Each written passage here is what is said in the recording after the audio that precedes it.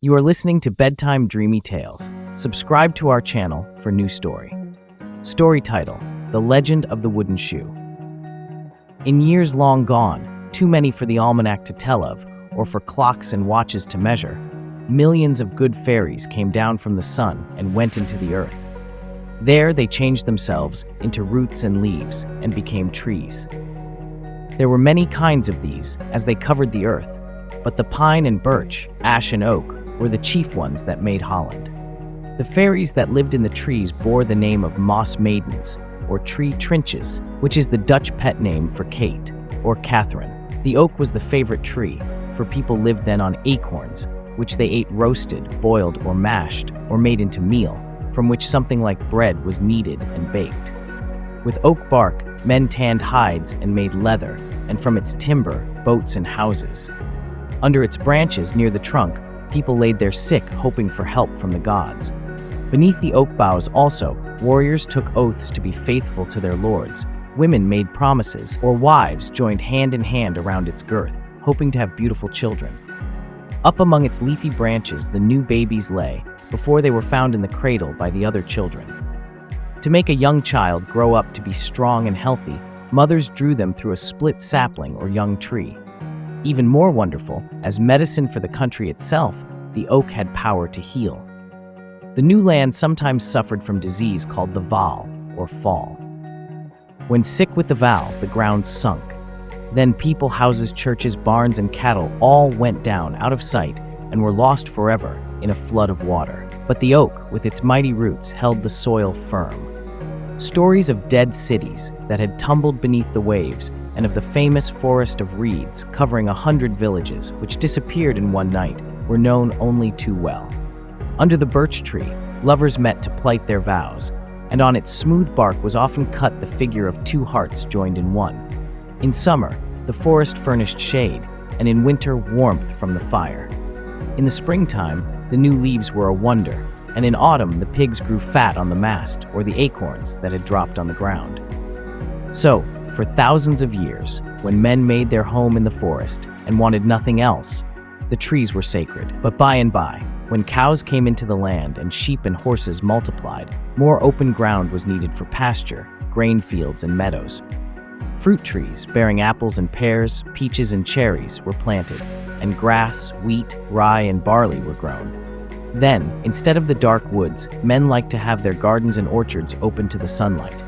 Still, the people were very rude, and all they had on their bare feet were rough bits of hard leather, tied on through their toes, though most of them went barefooted. The forests had to be cut down. Men were so busy with the axe that in a few years, the woodland was gone.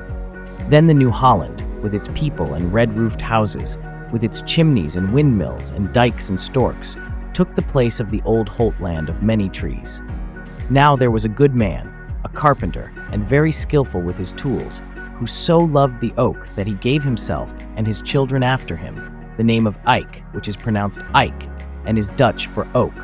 When, before his neighbors and friends, according to the beautiful Dutch custom, he called his youngest-born child to lay the cornerstone of his new house, he bestowed upon her, before them all, the name of Neeltje, or Nelly, van Eyck. The carpenter daddy continued to mourn over the loss of the forests.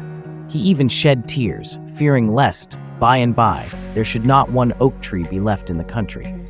Moreover, he was frightened at the thought that the new land, made by pushing back the ocean and building dikes, might sink down again and go back to the fishes. In such a case, all the people, the babies and their mothers, men, women, horses, and cattle, would be drowned. The Dutch folks were a little too fast, he thought, in winning their acres from the sea. One day, while sitting on his doorstep, brooding sorrowfully, a moss maiden and a tree elf appeared, skipping along, hand in hand. They came up to him and told him that his ancestral oak had a message for him. Then they laughed and ran away. Van Eyck, which was now the man's full family name, went into the forest and stood under the grand old oak tree, which his fathers loved, and which he would allow none to cut down. Looking up, the leaves of the tree rustled, and one big branch seemed to sweep near him. Then it whispered in his ear, "Do not mourn, for your descendants, even many generations hence, shall see greater things than you have witnessed. I and my fellow oak trees shall pass away, but the sunshine shall be spread over the land and make it dry. Then, instead of its falling down, like acorns from the trees, more and better food shall come up from out of the earth. Where green fields now spread, and the cities grow where forests were, we shall come to life again, but in another form. When most needed, we shall furnish you and your children and children's children with warmth, comfort, fire, light, and wealth. Nor need you fear for the land that it will fall, for even while living, we and all the oak trees that are left, and all the birch, beech, and pine trees shall stand on our heads for you. We shall hold up your houses, lest they fall into the ooze, and you shall walk and run over our heads. As truly as when rooted in the soil will we do this. Believe what we tell you, and be happy. We shall turn ourselves upside down for you. I cannot see how all these things can be, said Van Eyck. Fear not, my promise will endure. The leaves of the branch rustled for another moment. Then all was still, until the moss maiden and Trincha, the tree elf, again hand in hand, as they tripped along merrily, appeared to him. We shall help you and get our friends, the elves, to do the same. Now, do you take some oak wood and saw off 2 pieces, each a foot long. See that they are well dried. Then set them on the kitchen table tonight when you go to bed. After saying this, and looking at each other and laughing, just as girls do, they disappeared. Pondering on what all this might mean, Van Eyck went to his woodshed and sawed off the oak timber. At night, after his wife had cleared off the supper table, he laid the foot-long pieces in their place. When Van Eyck woke up in the morning, he recalled his dream, and before he was dressed, hurried to the kitchen. There, on the table, lay a pair of neatly made wooden shoes. Not a sign of tools or shavings could be seen, but the clean wood and pleasant odor made him glad. When he glanced again at the wooden shoes, he found them perfectly smooth both inside and out.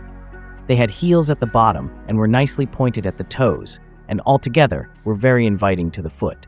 He tried them on and found that they fitted him exactly. He tried to walk on the kitchen floor, which his wife kept scrubbed and polished, and then sprinkled with clean white sand, with broomstick ripples scored in the layers, but for Van Eyck it was like walking on ice. After slipping and balancing himself, as if on a tight rope, and nearly breaking his nose against the wall, he took off the wooden shoes and kept them off while inside the house. However, when he went outdoors, he found his new shoes very light, pleasant to the feet, and easy to walk in. It was not so much like trying to skate as it had been in the kitchen. At night, in his dreams, he saw 2 elves come through the window into the kitchen. One, a kabouter, dark and ugly, had a box of tools. The other, a light-faced elf, seemed to be the guide. The kabouter at once got out his saw, hatchet, auger, long, chisel-like knife, and smoothing plane. At first, the 2 elves seemed to be quarreling as to who should be boss. Then they settled down quietly to work. The kabouter took the wood and shaped it on the outside. Then he hollowed out, from inside of it, a pair of shoes which the elf smoothed and polished. Then one elf put his little feet in them and tried to dance, but he only slipped on the smooth floor and flattened his nose. But the other fellow pulled the nose straight again, so it was all right. They waltzed together upon the wooden shoes, then took them off, jumped out the window, and ran away. When Van Eyck put the wooden shoes on, he found that out in the fields, in the mud, and on the soft soil, and in sloppy places, this sort of footgear was just the thing. They did not sink in the mud, and the man's feet were comfortable, even after hours of labor. They did not draw his feet, and they kept out the water far better than leather possibly could. When the Van Eyck vrouw and the children saw how happy Daddy was, they each one wanted a pair. Then they asked him what he called them. Klompen, said he, in good Dutch, and klompen, or klomps, they are to this day. I'll make a fortune out of this, said Van Eyck. I'll set up a klomp winkel shop for wooden shoes at once. So, going out to the blacksmith shop in the village, he had the man who pounded iron fashioned for him on his anvil, a set of tools exactly like those used by the kabouter and the elf, which he had seen in his dream. Then he hung out a sign, marked wooden blocks for shoes. He made klomps for the little folks just out of the nursery, for boys and girls, for grown men and women, and for all who walked out of doors, in the street or on the fields. Soon, klomps came to be the fashion in all the country places. It was good manners when you went into a house to take off your wooden shoes and leave them at the door. Even in the towns and cities, ladies wore wooden slippers, especially when walking or working in the garden. Klomps also set the fashion for soft, warm socks and stockings made from sheep's wool. Soon, 1,000 needles were clicking to put a soft cushion between one's soles and toes and the wood. Women knitted, even while they walked to market or gossiped on the streets. The klomp winkels, or shops of the shoe carpenters, were seen in every village. When rich beyond his daydreams, Van Eyck had another joyful night vision. The next day, he wore a smiling countenance. Everybody who met him on the street saluted him and asked in a neighborly way, "Good morning, Mynheer Blijmedig. How do you sail today?" That's the way the Dutch talk, not "how do you do," but in their watery country it is this, "How do you sail?" Or else, "Hoe gaat het u al? How goes it with you already?" Then Van Eyck told his dream. It was this: the moss maiden and Trintje, the wood elf, came to him again at night and danced. They were lively and happy. "What now?" asked the dreamer smilingly of his two visitors. If you like this story, please give this video a like. For more stories, go to bedtimedreamytales.com. See you in the next story.